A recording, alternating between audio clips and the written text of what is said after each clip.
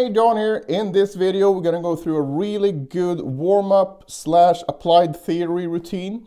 And when I say applied theory, I mean that you play a certain scale or tonality and you actually play it, and you ideally play it over some drone note. And a drone is just a low ringing note that your ear will relate to. So you can hear how all these pitches sound in relation to that note.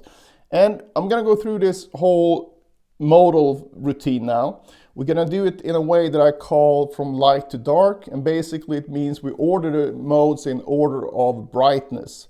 So we're not going to start with the major scale, because that would be a 1, 2, 3, 4, 5, 6, 7 in terms of the functional intervals. I'm going to explain that a bit later as well. Lydian has one note brighter because you have a raised fourth. So we're going to start with Lydian, go into Ionian, which is a major scale, go into Mixolydian, into Dorian, Aeolian, Phrygian, and then end up with Locrian. All right, so I'm going to do this in the key of C just to keep everything simple. You can do this from any note in any scale pattern and see that note as the root note, and then you change all the other notes accordingly.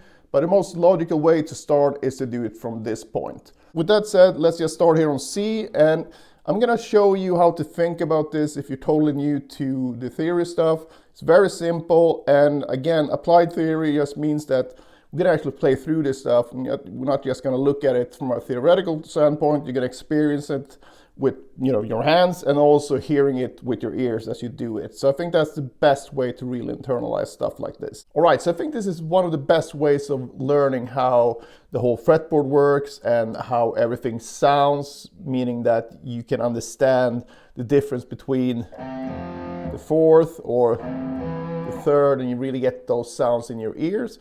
And the whole thing is built in relation to the major scale. So the major scale is kind of the ruler of music, meaning as a measuring stick, because it doesn't make sense for anyone if I would say, oh, then you just sharp the fourth if you don't know what the fourth is, right? So if we just take this C major shape, C is the lowest note, we're just gonna go like this, 8, 10, 12 on the E string, same thing on the A string, and we got 9, 10, 12 on D and G, and then we got 10, 12, 13 on B and E.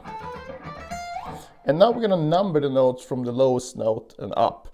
And we're going to count to 7. So it's fairly easy. 1, 2, 3, 4, 5, 6, 7. Then we restart on 1 here again. 1 octave higher. 1, 2, 3, 4, 5, 6, 7. And then we have another octave higher. 1, 2, 3, 4. So basically roughly 2.5 octaves here. And it's very important to know and see these numbers because these are the functional intervals that make up the sound of the scale. So knowing these interval numbers will be invaluable when you go through the routine. And like I said in the beginning, we're going to start with Lydian, and Lydian has a raised fourth. So this will be a good test to see if you actually understand this. So Lydian then would be 1, 2, 3, sharp 4, 5, 6, 7, and then 1, 2, 3, sharp 4, 5, 6, 7, 1, 2, 3, sharp 4. So that's the Lydian shape. And that's where we're going to start as well, because we're going to go from the brightest mode, which is the Lydian, to the darkest mode, which will be Locrian. But going from one to the next will be very easy once you understand this concept, because we're just going to change one note at a time. And I'm going to play through the entire thing, with more direct sound and also over a drone, so you can hear how everything sounds.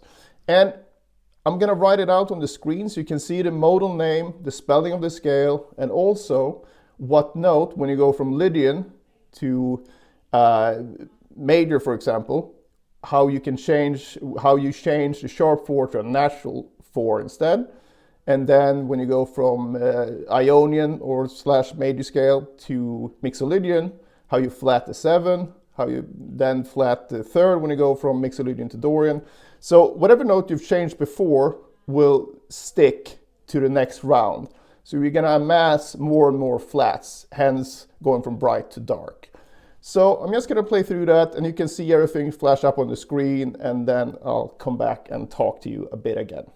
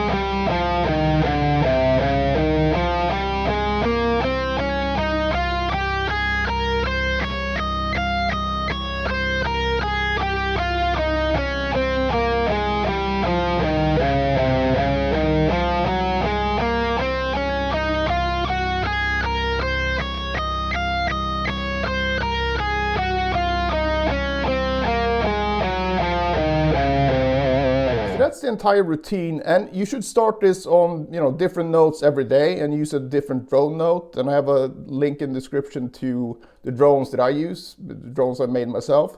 And just make sure that you pick the correct drone notes. So if you're playing from C, you need to play a C drone in the background. Super important. If you want to dive deeper into this stuff and learn more shapes and really see the fretboard in a different way, you should check out my Modal Ultimate Picking book. It's $9, 250 pages, way underpriced I think.